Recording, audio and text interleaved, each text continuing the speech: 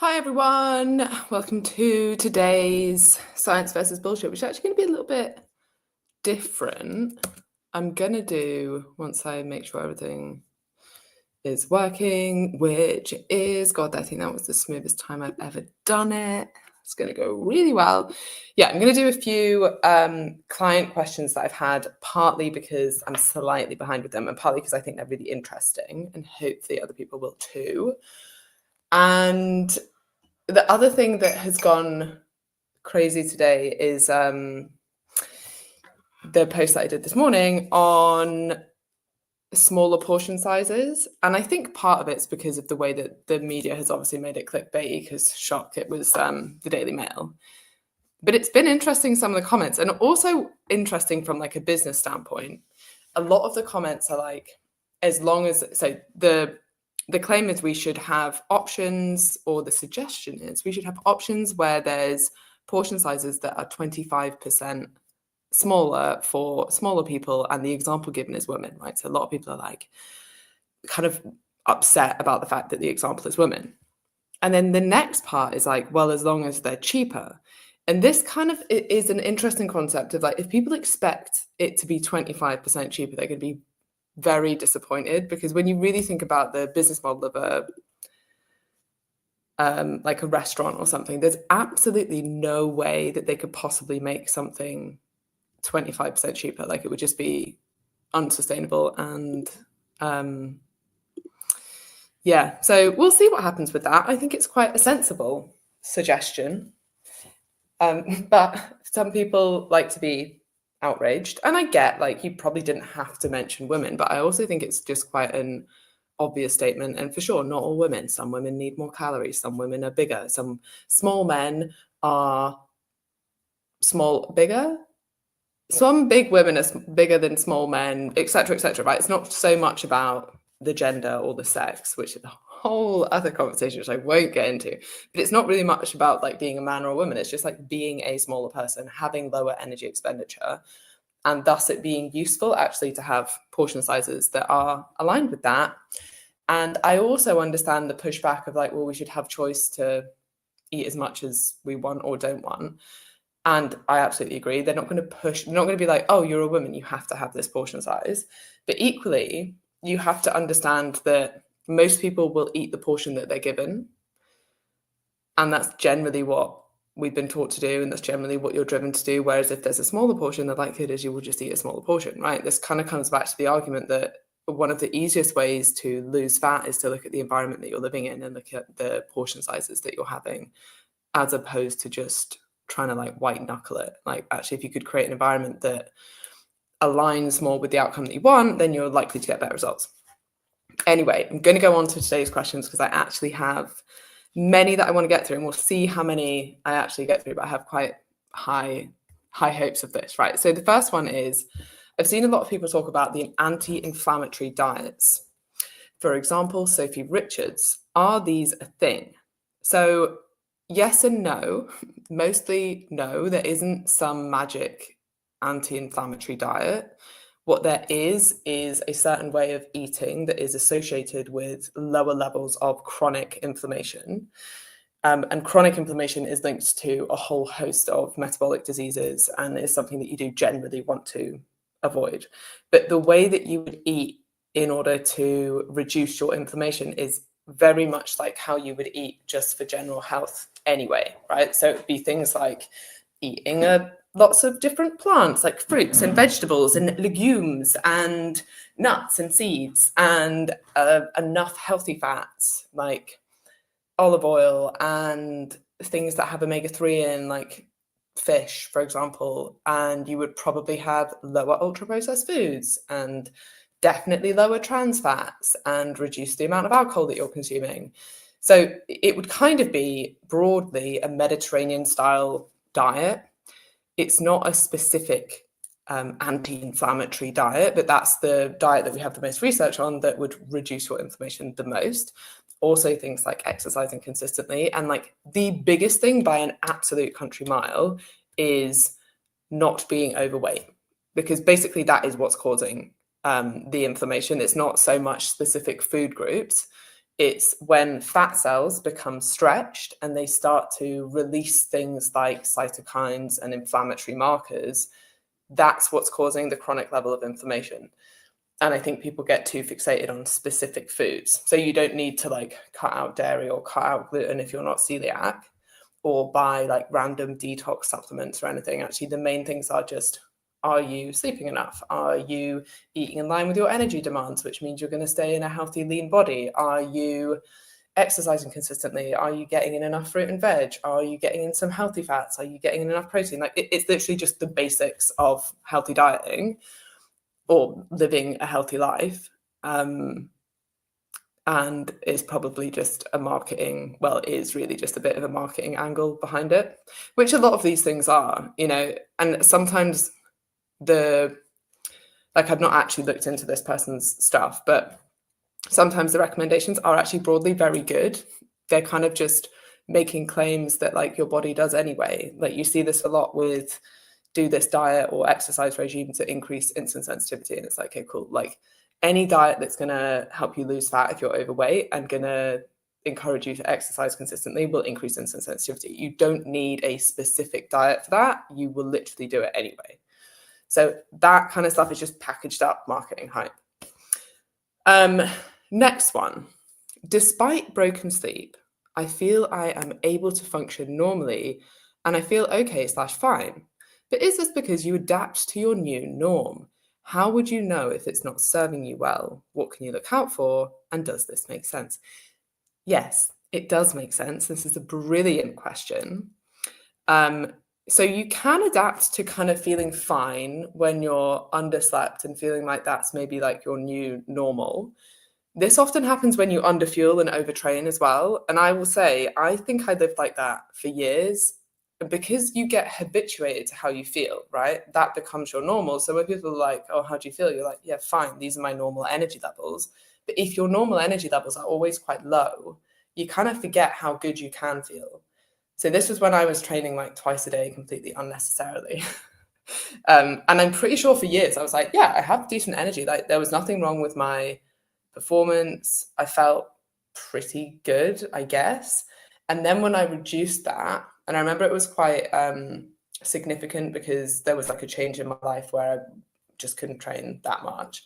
So I think I cut my training volume like in half overnight, essentially.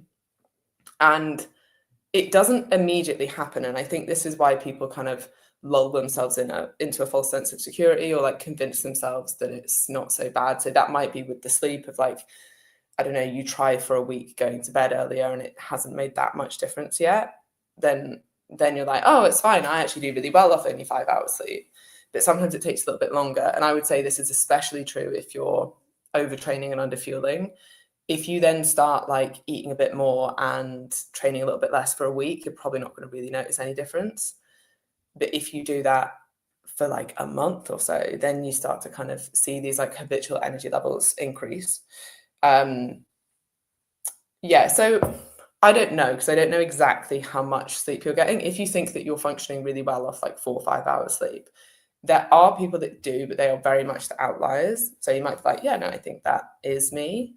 But I would probably test getting a little bit more if possible and seeing how you feel.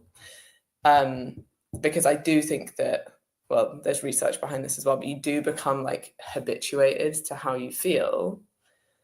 And then that feels like you're normal. And actually you might be able to feel significantly better.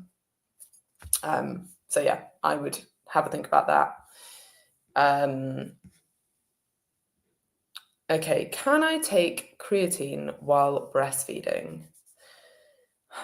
We get this question a lot, and the short answer is yes, probably it's going to be fine, but we don't have a huge amount of data on it. And that's simply because it's quite hard to study women during a very specific period of their life and get enough data on that.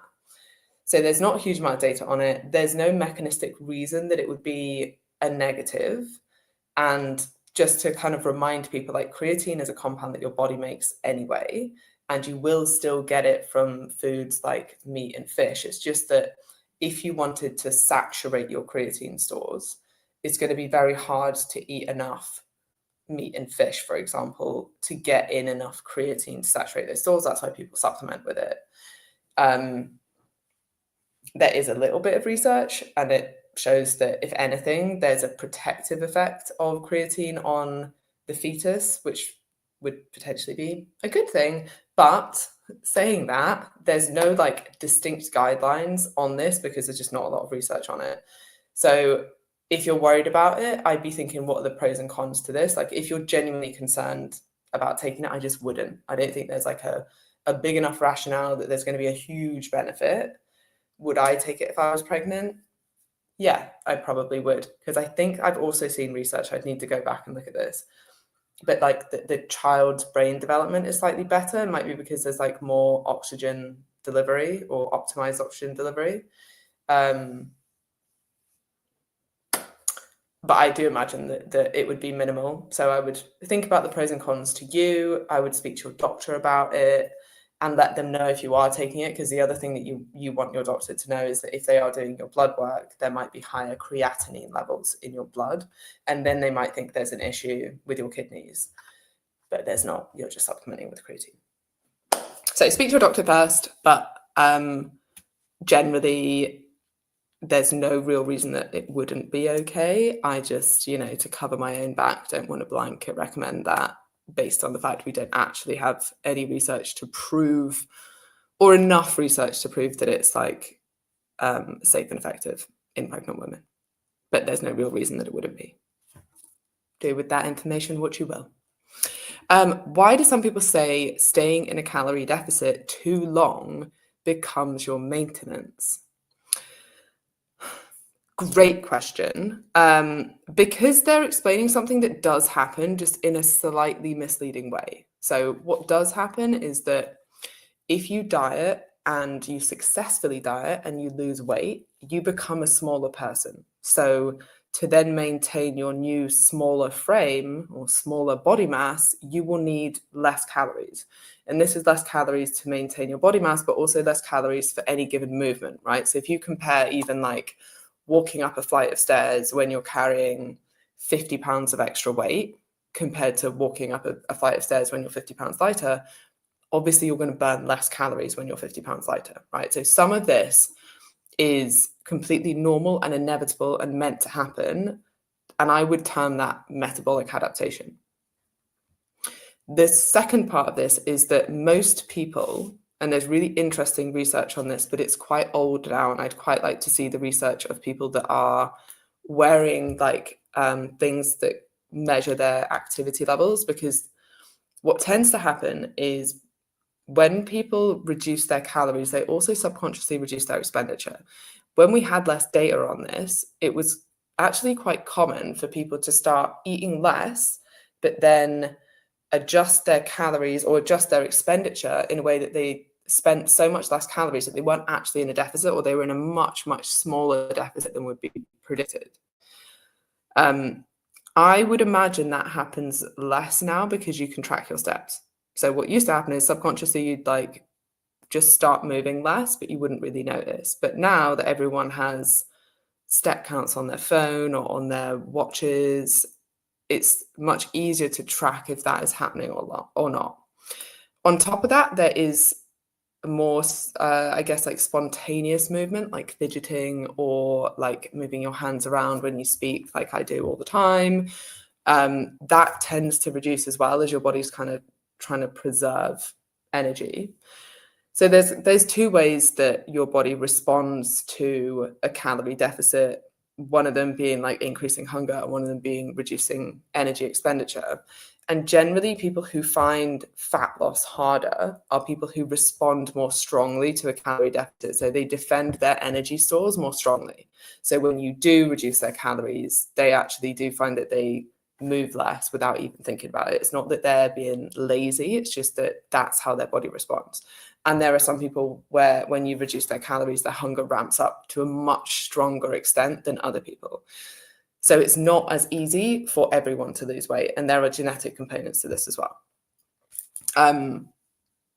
But back to the question, which was, why do some people say staying in a calorie deficit too long becomes maintenance? it's not that your body just shuts down and goes into starvation mode, which again, a lot of is kind of claimed on the internet. If you stay in a deficit too long, that deficit just becomes maintenance and your body has nowhere to go, that kind of thing. Or when people say, if you drop your calories too low, then you leave yourself nowhere to go when you plateau. Right, but you won't plateau. If you genuinely, like, let's assume you're a robot and you do genuinely stick to the lower calories and it's not an adherence problem, then you'd actually just achieve the weight that you wanted to achieve because you'd still be in a deficit, and then you could bring your calories up to maintenance. The reason that dropping your calories too low doesn't work is completely an adherence problem, not because you'll suddenly adapt so that despite the fact you're still overweight, 1,200 calories is now your maintenance needs. It might feel like that, but that's not actually what's happening. So starvation mode in that sense is not a thing. It's not that your maintenance will shift in that sense.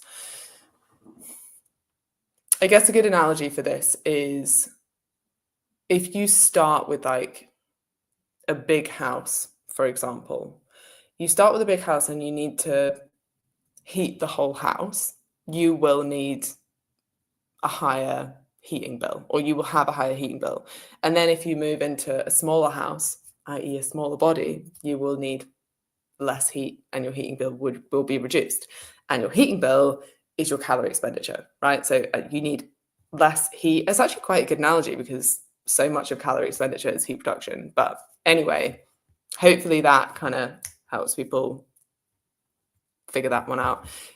Generally, the metabolic adaptation is small if you're not losing very much weight. Like if you're someone who's got like 5 to 10 pounds to lose, there's not going to be a huge difference. If you're someone who's losing like 50 pounds, there might actually be quite a significant difference in your maintenance needs.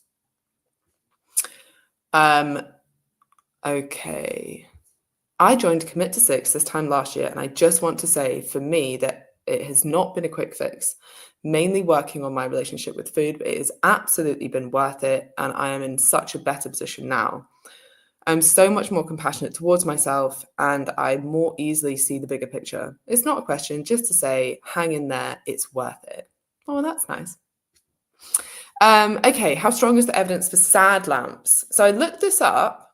It's actually pretty decent. I kind of thought that it wouldn't be, but yeah, there's some pretty decent research on SAD lamps.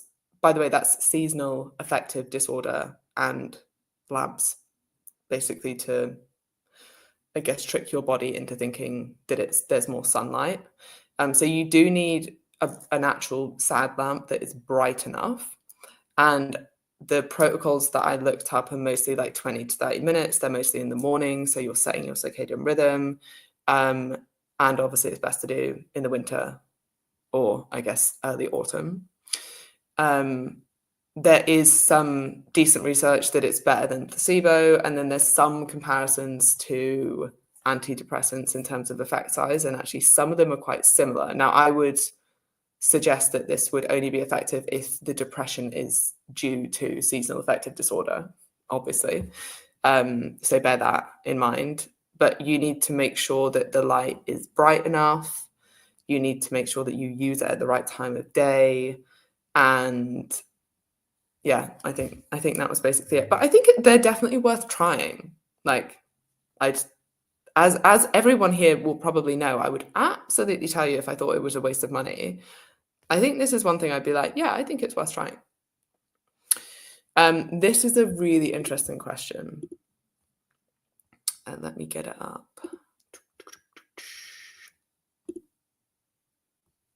Oh my God. Right, so now I can see why not many people are watching on Substack, because apparently you have to verify your age now with your passport. Okay, well, we won't be doing that. I'll make sure I put this up on the podcast afterwards.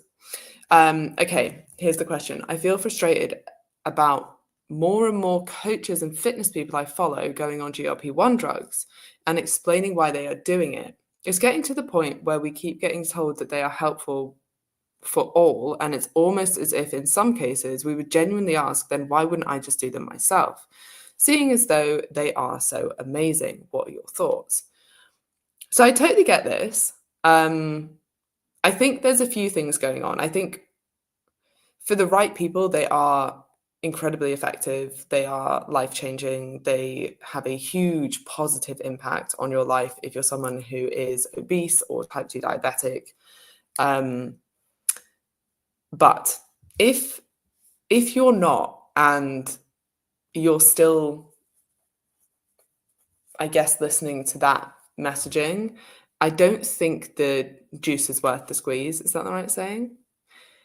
Like, honestly, I'm a little bit sick of it too. And I'm quite a pro for the right people, like GLP-1 drug use in the right context, with the right people, with the right support, with resistance training in the right dose.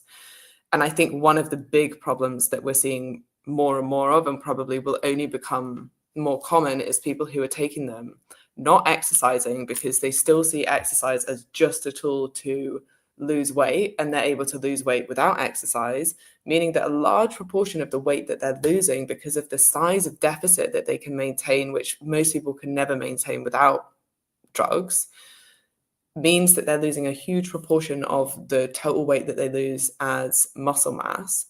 And then if they do come off them, when they regain the weight, which most people do regain the weight if they come off them, that regain in weight isn't going to be muscle mass. It's going to be just fat, right? And then you're actually in a worse position than when you started. So it's so important that if you do use them, you use them in the right way. I would suggest microdosing them, so you're using them so that you can actually stick to a sensible calorie deficit, not that you slash your calories to the extent that is very common to have deficiencies in certain vitamins and minerals, or what was the other point I was about to make there?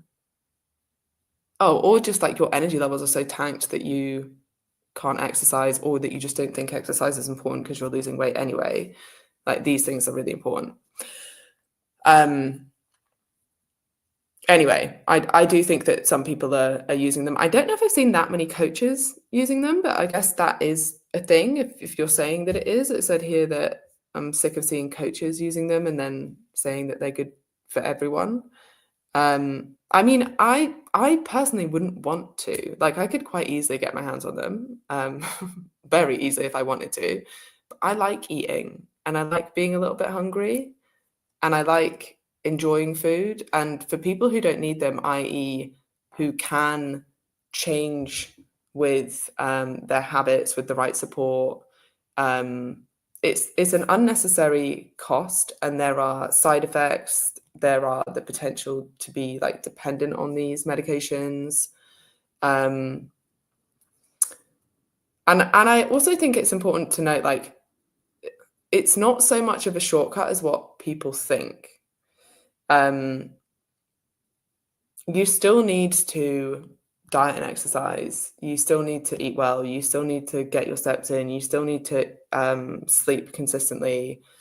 And if the goal is, to me, like my goal, and for most of my clients, it just, what is required changes. But like, the ultimate goal is normally to have optimal energy, live in a fit and healthy body, have a good relationship with food, and enjoy your life to the max. Like, broadly, that's the goal. You probably don't want to be taking, certainly not in the dosages that are prescribed at the moment, these medications, because you end up eating so little that actually your energy levels aren't particularly good. And yeah, it's just something to be aware of. But I would push back on the kind of being almost like envious of people that are taking them, because I do think that long term it's probably not a great thing, and you do still need to do all of the same things that you would be doing anyway. And I had a really good analogy for this the other day, and I don't know if I fully agree with it, so I don't know if I should say it yet, or will I say it just with the caveat of I've not actually worked through in my mind if I fully agree with this. No, I'm not going to say it. I won't say it. Maybe I'll say it at the end if my subconscious has allowed me to think through that. Okay. I basically have a social meal or event every other day for about a fortnight. My goal is not to put on any fat. What are your tips? You'll be absolutely fine. If you only have a social meal Oh, okay, I read that wrong. Sorry, I thought you were saying I have a social meal every fortnight. Okay, now I get it. Okay, if you have a social meal every other day for about 2 weeks, that is going to be relatively hard to stay within your calorie range. I would estimate your maintenance needs, and I would be very aware of eating high volume, lower calorie type foods, ideally high protein, around the social meals that you're consuming. And then I'd really go into it with like a puck yes or no attitude. And this comes from an excellent article by Mark Manson, who is actually a dating expert. Well, that's what he started as anyway. Now he's written a few books and I guess has delved into other areas. But this article is about dating and it's called Fuck Yes or No. And it basically means, or like his theory behind it is like, if someone's not fuck yes, they're a no.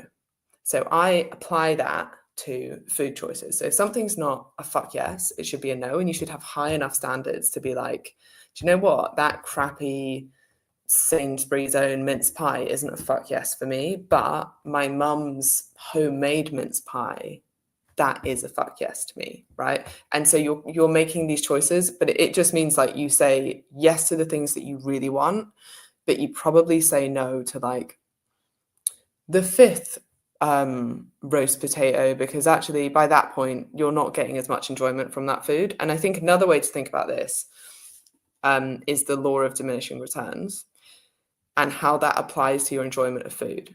So I don't want like my clients to say no to the food that they really want around Christmas, but they might think about breaking it down. So like that first roast potato, like that's a fuck yes. Like that brings you so much enjoyment. It tastes incredible. You're really enjoying it, right? The second one is a fuck yes again. The third one, yeah, it's probably a fuck yes. And then at the fourth one, you might be like, I don't know if I'm actually quite full and I don't think I'm getting as much enjoyment from this fourth one as I did from the first one. That's kind of the law of diminishing returns, right? For the same amount of food, I'm not getting as much enjoyment. Okay, that's the time to stop, right? So then you still get to get the vast majority of the enjoyment and like enjoy the food that you are looking forward to at Christmas time, or you can apply this at any time of year, but without like breaking your calorie balance. Is it important for women to get, oh, the other thing I would say as well is if you do have a social calendar like that this time of year, which I think is quite common, I would be looking at it like at the start of the week and being like, okay, how many meals is this? Where are they? You know, that one I'm not so fussed about drinking at. That one I really do want to have a few glasses of wine at. This one I'm really excited about the dessert, so maybe I'll have like a smaller main. Or this one I know that the food's not going to be that good, so I don't mind not eating as much at that one, you know, and you're going to make choices in line with that. Okay, is it important for women to get some food, specifically protein, in quite soon after waking up? From a keeping hormones balanced perspective, this is something I heard this week and I was interested in. In a word, no, but I think where this probably comes from, because there's always like a little bit of truth in these things, just usually completely misinterpreted, is you could claim that a high protein meal will help with satiety and maybe if you're type 2 diabetic, blood sugar control.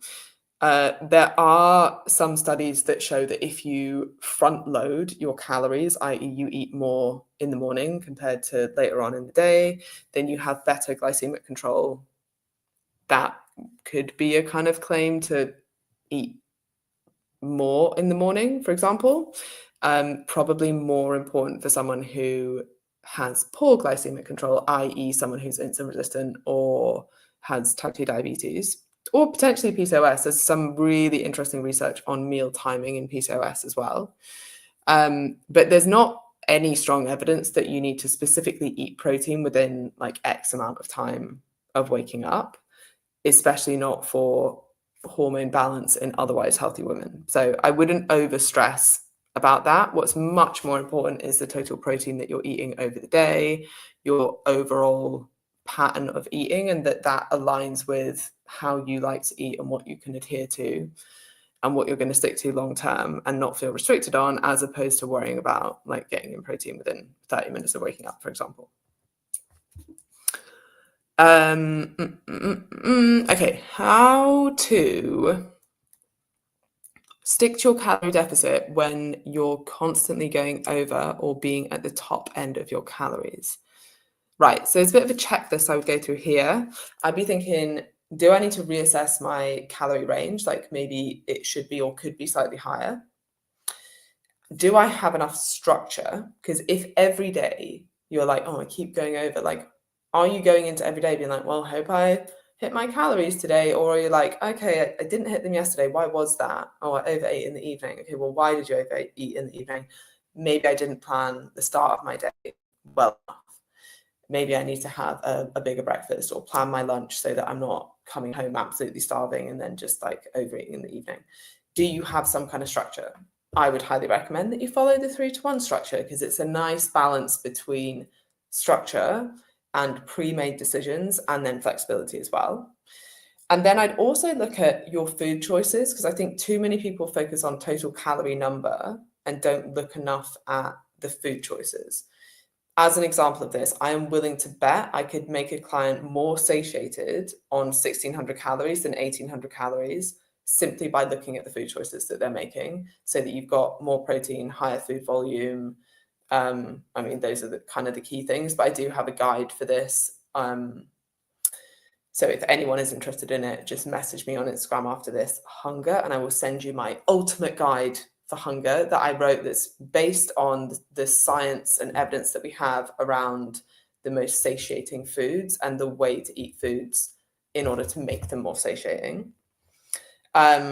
And then I'd also be thinking about like your environment and how you're setting yourself up. Like, is there a certain time of day when you're overeating? Is there a certain time of day when you're undereating that's causing the overeating?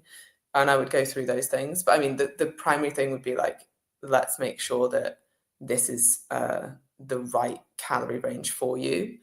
And then we can see why you might be struggling to stick to that. Okay, if you are very overweight and always have been, what would your top 3 priorities be for losing weight? Okay, so from a very like physiological level, you need to be in a consistent calorie deficit. But what I'd be doing first is figuring out why you haven't been consistently sticking to that. And if that's because you have previously set your calories too low, I think a lot of people get stuck in their head of like 1,500 calories is a good target. And if you're someone who's very overweight, that's a huge deficit, right? If you're someone who's already quite lean and is like on the smaller side of their height and they're just a small woman who doesn't expend a huge amount of energy, then actually 1,500 calories might be a really good target for you. If you're like on the heavier side, then you might be in a massive deficit on that and then thinking that you're failing, but actually the calorie target is just not right for you. So making sure you're trying to stick to a sensible calorie target that you can stick to long term. And then if you are, for example, then I'd be figuring out kind of what we just went through, like, why are you overeating? What's going on? Is it hunger? Is it boredom? Is it your environment? Is it a combination of all of them? Are you a stress eater? Are you not sleeping well? So your hunger levels are ramped up? You know, what does that actually look like? Interestingly, activity levels have an impact as well on both sides. So this is really interesting. There is a link, and some of this is very individual, but there is a pattern between hunger and activity levels.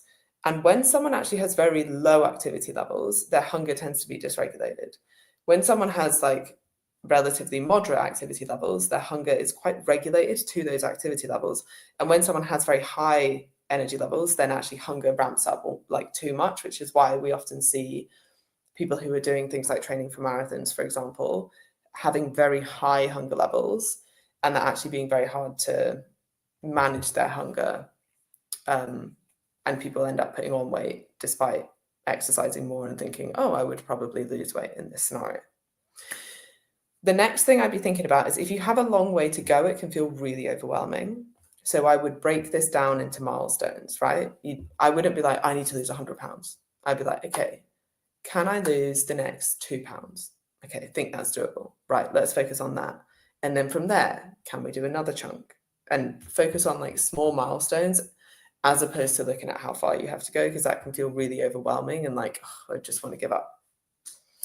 The next thing I'd probably focus on before exercise, and this really depends on what you mean by really overweight, but if you're very overweight, exercise can be really uncomfortable. So one of the best things you can do is focus on diet and walking to lose a bit of weight, and then start to slowly incorporate exercise as it feels more and more comfortable. But yeah, I think those would be like the first things I'd be focused on, and not overwhelm yourself, and don't try and do everything at the same time. Just focus on those things, and then the rest will kind of flow from that. Okay, how to structure the perfect 20 to 30 minute workout. This really depends on your program overall, obviously on your goals, how many times a week you're training. But if we just go, for argument's sake, with you want to do a full body workout in 20 minutes, I would pick 2 lower body movements, 2 upper body movements, and a core movement, or maybe even 2 core movements. And I'd probably do them as like a tri-set. So I might do like goblet squats, press ups, and lying leg raises, and I do them 3 times round. The reason that I'd set them up in a tri-set is because you only have 20 minutes and you want to get in as much volume as possible in 20 minutes. And if you're, for example, doing goblet squats and then you're going into, what did I say, press up or chest press, or an upper body movement, your legs can kind of recover while your upper body's working, right? So you need less total rest time. And I would just be doing like those 3 things 3 times round, and then move on to another tri-set and do that 3 times round. And then hopefully, if you have time, move on to another tri-set and do those 3 times round. And I'd be thinking about certain muscle groups, right? But if you even just think about push-pull legs in each tri-set, that would probably work quite well, or push-pull core, or yeah. But that might be an example of like, you could do lat pull with shoulder press and a lower body movement, like, I don't know, stiff leg deadlifts or something. And then part of your body's resting while the other part is working, and you can do it more like a circuit, get more done in less time, create more volume, get a better outcome, get out of the gym within 20 minutes. That's what I'd be thinking about. Okay, right, I'm going to do one more. Do you think fiber supplements are worth it? Sometimes, but rarely. I think it would be much better if you could get enough fiber from your diet. So there is research that shows that getting in enough fiber, so that's about 25 grams a day, will lower your risk of heart disease, type 2 diabetes, bowel cancer, and can help with like appetite, and some small impact on blood glucose control as well. If you can get that from fruit, veg, legumes, whole grains, that would be my preference for various reasons. By the way, top tip here, raspberries have a surprising amount of fiber in them, so that's a good way to get in some fiber. But one of the reasons that fiber is so beneficial is that the foods that you would need to eat to get in enough fiber also have their own benefits, like antioxidant content. So I would rather people got it from that than just taking a fiber supplement. Also, I think sometimes supplements lull people into this false sense of security that like, oh, it doesn't matter that my diet's shit because I take this fiber supplement, so I'm still getting in enough fiber. Like, you should be looking at the quality of your diet. Now, if you're doing that, or if for some reason, I'm trying to think of a reason that you couldn't, but like if for some reason you literally couldn't get in enough fiber from your diet, then yeah, supplements would be an option, but it's certainly not better than getting it in from your diet. And then I'd also just be careful of taking too much of the supplement too quickly, because that can cause quite a lot of gastrointestinal distress. So yeah, main focus as usual would be looking at your diet first, and then if you do need to supplement, you could supplement. All right, I hope this has been useful, and I'm sorry that I think there's an issue with Substack, but hopefully that will be rectified, and I will post this up on the podcast, and I will be back next week with more questions to answer. All right, bye.